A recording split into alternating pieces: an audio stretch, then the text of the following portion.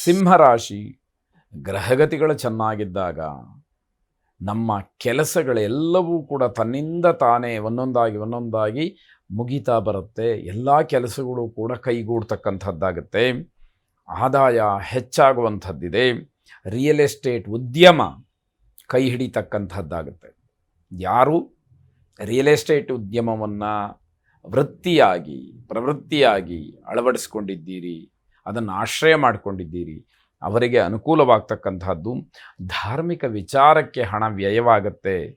ಭಯದಿಂದ ಮುಕ್ತಿಯನ್ನು ಹೊಂತೀರಿ. ದೇವತಾ ಕಾರ್ಯಕ್ಕೆ, ಧರ್ಮ ಕಾರ್ಯಕ್ಕೆ ಹಣವನ್ನು ಖರ್ಚು ಮಾಡ್ತೀರಿ.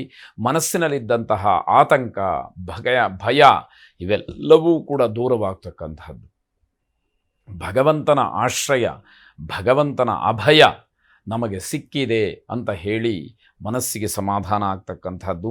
ಹಳೆಯ ಹರಕೆಗಳೇನಾದರೂ ಇದ್ದರೆ ಅದನ್ನು ತೀರಿಸ್ತಕ್ಕಂತಹ ಪ್ರಯತ್ನವನ್ನು ಮಾಡಿ.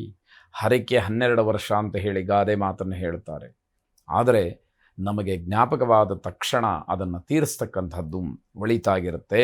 ಶರಭೇಶ್ವರನನ್ನು ವಿಶೇಷವಾಗಿ ಪ್ರಾರ್ಥನೆ ಮಾಡಿ. ಶುಭವಾಗಿ. ಕನ್ಯಾ ರಾಶಿ, ನಿಮ್ಮ ವ್ಯಾಪಾರ, ವ್ಯವಹಾರ, ಹಣ ಸಂಗ್ರಹ, ದುಡಿಮೆ ಇದೆಲ್ಲವುದಕ್ಕಿಂತಲೂ ಅತಿ ಮುಖ್ಯವಾದಂಥದ್ದು ನಿಮ್ಮ ಆರೋಗ್ಯ.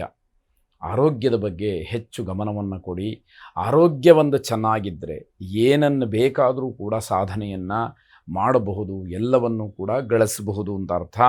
ಆರ್ಥಿಕವಾಗಿ ಸಬಲರಾಗಿರ್ತೀರಿ. ಆದರೆ ಏನೋ ದುರಾಸೆ, ಮತ್ತಷ್ಟು ಸಂಗ್ರಹ ಮಾಡಬೇಕು, ಇನ್ನಷ್ಟು ದುಡಿಮೆಯನ್ನು ಮಾಡಬೇಕು, ಲಾಭ ಗಳಿಸಬೇಕು ಅಂತಕ್ಕಂಥದ್ದು.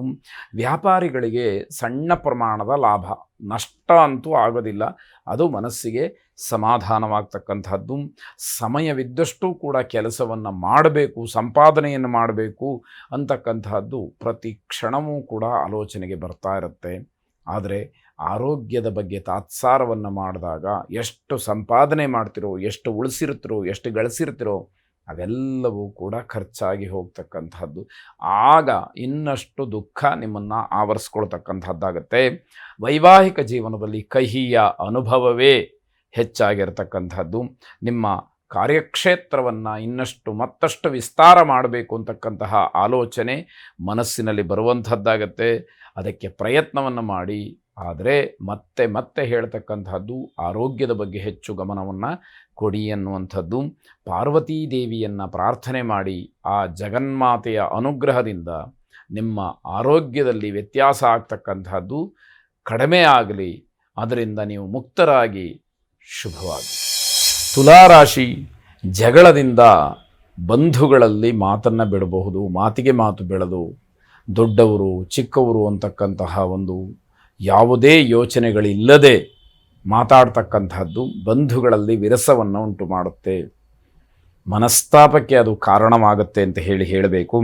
ನಿಮ್ಮ ಶಿಸ್ತುಬದ್ಧವಾದಂತಹ ಜೀವನ ಏನಿದೆ ಅದು ಬೇರೆಯವರಿಗೆ ಮಾದರಿ, ಬೇರೆಯವರಿಗೆ ಒಂದು ಮಾರ್ಗದರ್ಶನ, ಬೇರೆಯವರು ಅದನ್ನು ಅನುಸರಿಸಲಿಕ್ಕೆ ಯೋಗ್ಯವಾದಂತಹ ಒಂದು ಕ್ರಮ ಅಂತ ಹೇಳಬೇಕು. ಇವತ್ತು ಸುಳ್ಳು ಹೇಳಬೇಕಾದಂತಹ ಪರಿಸ್ಥಿತಿ ಬರಬಹುದು. ಆದರೆ ಯಾರಿಗೋ ಒಳ್ಳೆಯದಾಗತ್ತೆ, ಅಥವಾ ಒಂದು ಒಳ್ಳೆಯ ಕಾರ್ಯಕ್ಕೋಸ್ಕರ ಸುಳ್ಳು ಹೇಳ್ತಾ ಇದ್ದೀನಿ ಅಂತಂದರೆ ಅದು ಪಾಪಾಂಶ ಅಲ್ಲ ಅಂತ ಹೇಳಬೇಕಾಗತ್ತೆ. ಸಮಯಕ್ಕೆ ಸರಿಯಾಗಿ ಸಹಾಯವನ್ನು ಮಾಡದೇ ಇರತಕ್ಕಂಥವ್ರ ಬಗ್ಗೆ ತುಂಬ ಬೇಸರವಾಗುತ್ತೆ. ಟೈಮ್ನಲ್ಲಿ ಕೈ ಕೊಟ್ಬಿಟ್ರು ಅಂತಕ್ಕಂತಹ ಭಾವನೆ, ಆ ವೇದನೆ ಬಹಳ ಗಟ್ಟಿಯಾಗಿ ಉಳಿತಕ್ಕಂಥದ್ದು. ಮಕ್ಕಳ ಯಶಸ್ಸು ನಿಮಗೆ ತೃಪ್ತಿಯನ್ನು ಕೊಡುತ್ತೆ. ಮಕ್ಕಳು ಹಲವಾರು ರೀತಿಯಲ್ಲಿ ಸರ್ವಾಂಗೀಣವಾದಂತಹ ಅಭಿವೃದ್ಧಿಯನ್ನು ಹೊಂದ್ತಾರೆ. ಅವರ ನಡೆ, ನುಡಿ, ಮಾತು, ಕತೆ, ಅವರ ವಿದ್ಯಾಭ್ಯಾಸ, ಕೆಲಸ, ಅವರ ಗಳಿಕೆ ಎಲ್ಲವೂ ಕೂಡ ಬಹಳ ತೃಪ್ತಿದಾಯಕವಾಗಿ ಇರತಕ್ಕಂಥದ್ದು. ಸುಬ್ರಹ್ಮಣ್ಯ ಸ್ವಾಮಿಯನ್ನು ಪ್ರಾರ್ಥನೆ ಮಾಡಿ. ಶುಭವಾಗಿ. ವೃಶ್ಚಿಕ ರಾಶಿ, ಈ ದಿವಸ ಬಹಳ ಆರಾಮವಾಗಿ ಕಾಲವನ್ನು ಕಳೀತೀರಿ. ಮಾಡೋದಕ್ಕೆ ಬೇಕಾದಷ್ಟು ಕೆಲಸಗಳಿರುತ್ತೆ, ಜವಾಬ್ದಾರಿ ಇದೆ. ಆದರೂ ಕೂಡ ಎಲ್ಲವನ್ನು ಮರೆತು ವಿರಾಮವಾಗಿ ಇರತಕ್ಕಂತಹ ಸಂದರ್ಭ, ಅಂತಹ ವಾತಾವರಣ ನಿಮ್ಮದಾಗತ್ತೆ ಅಂತ ಹೇಳಬೇಕು. ಮನೆಯಿಂದ ಹೊರಗಡೆ ಹೋಗಬೇಕಾದ್ರೆ ಬಹಳ ಎಚ್ಚರಿಕೆಯಿಂದ ಹೊರಡಿ.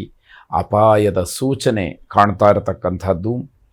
ಅನುಚಿತವಾಗಿ ವರ್ತಿಸ್ತಾ ಇರತಕ್ಕಂಥವ್ರನ್ನ ಏನೂ ಅನ್ನಬೇಡಿ. ನಿಮ್ಮ ಮರ್ಯಾದೆಗೆ ಅದು ಕುತ್ತನ್ನು ತರುತ್ತೆ, ನಿಮಗೆ ಅಗೌರವವಾಗುತ್ತೆ. ಹಾಗಾಗಿ ನೀವು ಏನೇ ನೋಡಿದರೂ ಕೂಡ, ಏನೇ ಕೇಳಿದರೂ ಕೂಡ ಸುಮ್ಮನಿರ್ತಕ್ಕಂಥದ್ದು, ಮೌನಕ್ಕೆ ಶರಣು ಹೋಗ್ತಕ್ಕಂತಹದ್ದು ನಿಮ್ಮ ಗೌರವವನ್ನು ಕಾಪಾಡಿಕೊಳ್ಳಿಕ್ಕೆ ಇರತಕ್ಕಂತಹ ಒಂದೇ ಒಂದು ದಾರಿ. ದುಂದು ವೆಚ್ಚದ ಬಗ್ಗೆ ಗಮನ ಇರೋದಿಲ್ಲ, ಹಣ ಖರ್ಚಾಗ್ತಾ ಇರುತ್ತೆ, ಕೊನೆಯಲ್ಲಿ ಆತಂಕಕ್ಕೆ ಅವಕಾಶವಾಗುತ್ತೆ. ನಿಮ್ಮ ಆಯ್ಕೆಯ ಕೊರತೆ ಹೆಚ್ಚಾಗಿ ಕಾಣ್ತಾ ಇದೆ. ಅಂದರೆ ಯಾವುದನ್ನು ನಾನು ತಗೊಳ್ಬೇಕು, ಯಾವುದನ್ನು ತಗೊಂಡ್ರೆ ನನಗೆ ಎಷ್ಟು ಅನುಕೂಲವಾಗುತ್ತೆ ಅನ್ನುವಂತಹ ಗೊಂದಲ ನಿಮಗೆ ಹೆಚ್ಚಾಗಿರುವಂಥದ್ದು. ಹಣದ ಬೆಲೆ ಬೇರೆಯವರಿಂದ ತಿಳಿಬೇಕಾದಂತಹ ಸಮಯ. ದುಡ್ಡಿನ ಬೆಲೆ ನಿಮಗೆ ಗೊತ್ತಾಗ್ತಾ ಇಲ್ಲ. ಯಾರೋ ದುಡಿತಾರೆ, ಯಾರೋ ಕೊಡ್ತಾರೆ, ಅಥವಾ ಇನ್ಯಾರೋ ಅದರ ಬಗ್ಗೆ ಗಮನ ಹರಿಸ್ತಾರೆ. ನೀವು ಕೇವಲ ಖರ್ಚನ್ನು ಮಾಡಿಕೊಂಡಿದ್ದೀರಿ ಅಂತ ಆದರೆ ಅದನ್ನು ಗಮನಿಸಬೇಕಾದಂಥದ್ದು. ಅನ್ನಪೂರ್ಣೇಶ್ವರಿಯನ್ನು ವಿಶೇಷವಾಗಿ ಪ್ರಾರ್ಥನೆ ಮಾಡಿ ಅನ್ನಪೂರ್ಣೇಶ್ವರಿಯ ಅನುಗ್ರಹವನ್ನು ಪಡ್ಕೊಳ್ಳಿ. ಶುಭವಾಗಿ.